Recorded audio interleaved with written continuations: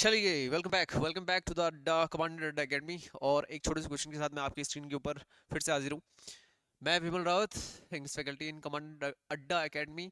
एक छोटा सा क्वेश्चन आपके सामने है। बहुत सारे बच्चों ने अगर इंग्लिश ग्रामर बहुत अच्छे तरीके से पढ़ा होगा तो आप विद इन अ सेकंड इस क्वेश्चन का आंसर कर सकते हो। कोई भी पूरा क्वेश्चन पढ़ने की जरूरत नहीं है, with in a second answer क्या होगा कि सर डिस्पाइट के साथ कभी भी ऑफ प्रिपोजिशन का यूज नहीं होता। डिस्पाइट के बाद सीधे हम सब्जेक्ट का यूज करते हैं। ठीक है, अब ये देखिए डिस्पाइट के साथ इसने ऑफ का यूज करते हैं, यहीं पे एरर आ गया, ऑप्शन नंबर ए में एरर मिल जाएगा। ठीक है, बात ये नहीं बताना चाह रहा, बात क्या बताना चाह रहा हूँ जरा ध्यान से सुने। कल के दिन वो क्वेश्चन में किसी भी तरीके से खेल सकता है ना, किसी भी तरीके से खिलवाड़ कर सकता है आप लोगों के साथ। आज उसने नहीं दिया, डिस्पाइट के बाद ऑफ नहीं दिया, आगे चल के उसने बोला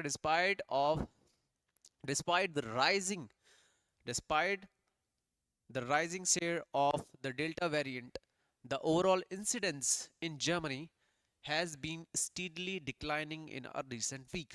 अच्छा, कल के दिन अगर थोड़ा सा ये लॉजिक लगाओ, अगर उसने हैज की जगह खेल दिया ना हैव, ठीक है, तो आप पकड़ोगे कैसे इस गलती को, अगर उसने हैज की जगह हैव दे दिया तो।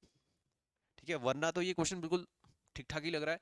तो आपको देखना है, कभी भी जब भी इस तरीके की गलतियां आपको फाइंड आउट करने के लिए आएंगी, तो आपको देखना है कि यहाँ पे हैव का यूज होना चाहिए या फिर हैज का यूज होना चाहिए। ठीक है, इसके लिए मुझे क्या पता होना चाहिए कि हैज सिंगुलर होता है और हैव प्लूरल होता है। इसका मतलब ये है कि आपका सब्जेक्ट जो होना चाहिए वो कैसा होना चाहिए, सिंगुलर या प्लूरल, उसी के अकॉर्डिंग मैं हैज और हैव का यूज करूंगा। अब यहाँ पे सब्जेक्ट में थोड़ा सा टिल्टेशन देखो, थोड़ा सा गेम खेल रहा है।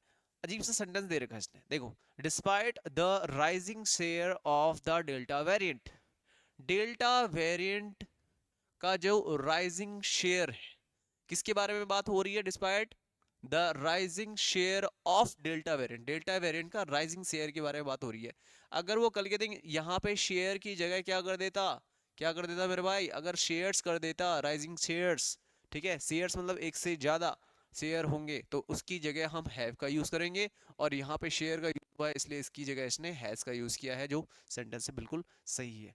समझ में आ रही बात? तो आपको सब्जेक्ट पहचानना अच्छी तरीके से आना चाहिए। एरर क्वेश्चन को सॉल्व करने के लिए सब्जेक्ट वर्ब एग्रीमेंट का टॉपिक आपको बहुत अच्छी तरीके से क्लियर होना चाहिए।